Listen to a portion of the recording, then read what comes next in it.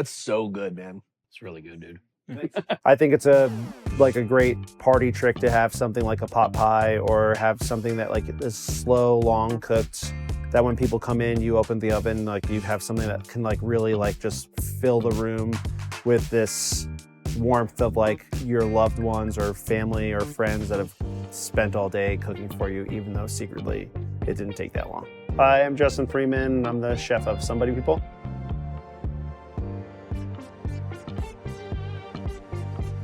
Justin has spent months working on this vegan pot pie. The pot pie was originally created by the Greeks. Then the Romans put a little puff pastry on top of it. The English put the pot pie in their pubs, whilst the Americans, they put chicken in it. I'm Sam. Owner of Somebody People.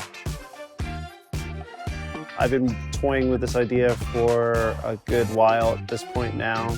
The spring in Colorado is pretty crisp late at night. It's really hot during the day, so I've been having this idea of like what I would like to eat late at night on the cooler nights with a nice glass of wine. We've lucked out that our farmers are starting to produce some really great produce right now, so I just pretty much took everything that they had on the farm that's all growing together and put it into one pot. I then steeped a little bit of oat milk with fresh local thyme. That steeped for probably about an hour or so, and then I took a little bit of a roux and then thickened that up together as my base for my sauce. Since we're all plant-based here, I don't use any chicken or milk or cream, but if I was at home, as long as Sam doesn't know, I definitely would use cream and chicken, for sure. But since we don't have that option, I took spinach, Hakurei turnips, I put some Mokum carrots in there, onions, whole roasted those and chopped that up in that. And then I took some confit garlic and I took some of the turnip tops and also mixed all that together as well.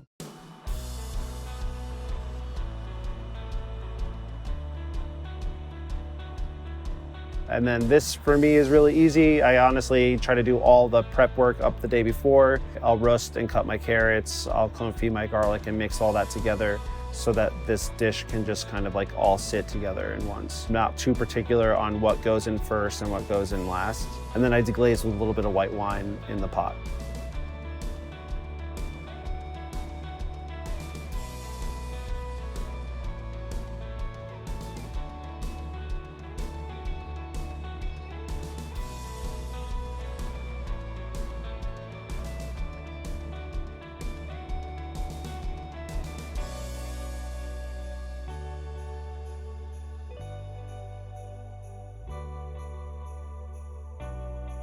Cook out the roux, cook all the flavors together.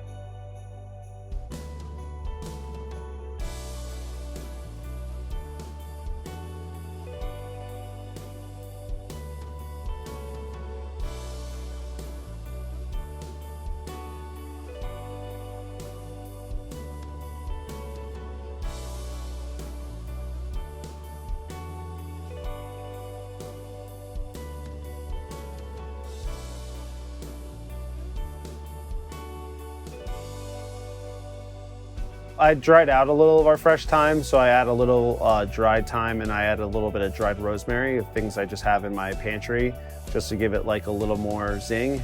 I've always grown up eating like a pie or something like that with loads of Tabasco.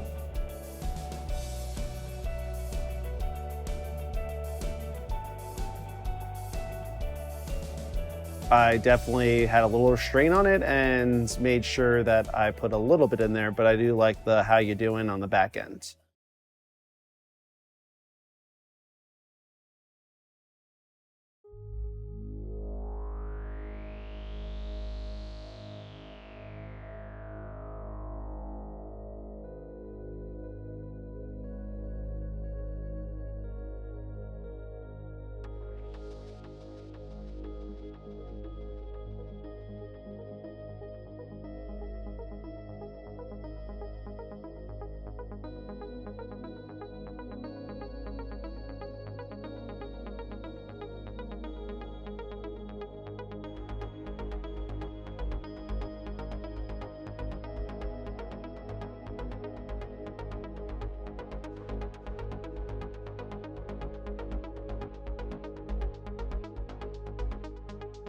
and then I just make a puff pastry in-house.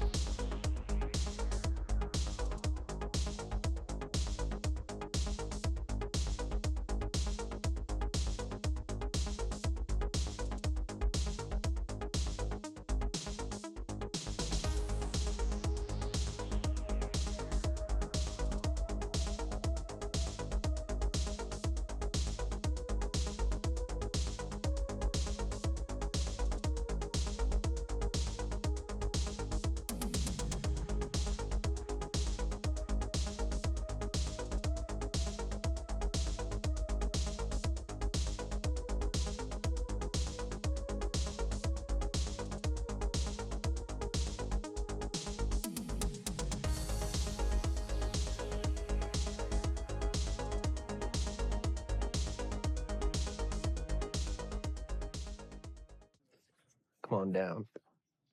Come on down. It definitely looks hot. Yeah. Oh, yeah. It is pretty hot, but it's also pretty delicious. God, chef. Oh, God, man.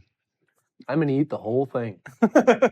Hi, I'm Paul C. Riley. I am the culinary director at Coperta in Denver's Uptown neighborhood. And I'm also a James Beard semifinalist for Best Chef Mountain for 2025.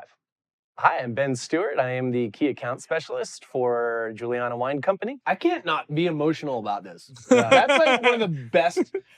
Dude, Dude, I'll you're take, putting that on the menu, yeah? Like that going on here? I'll take this over any meat pot pie. Yeah, you're any our day. guinea pigs. Dude, it's so good. I would take this over any meat pot pie, actually, to be honest with you. Because Yeah. one, it ends up being lighter, but the turnips actually, they're the Hockery turnips, I bet. Yeah.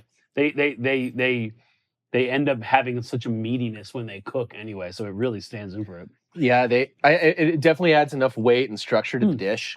Yeah. This is great. That's so good, man. It's really good, dude. What I love about this is, I think a lot of times we're in like braised green season right now, right? And because everything's got greens, like the turnips that are coming in, the radishes that are coming in, all have greens and they're edible and they're delicious. But I think sometimes there's a propensity, at least for me as a chef, to overuse all those greens because there's so many of them.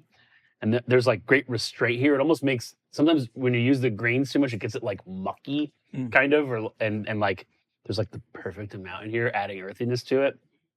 It's just excellent.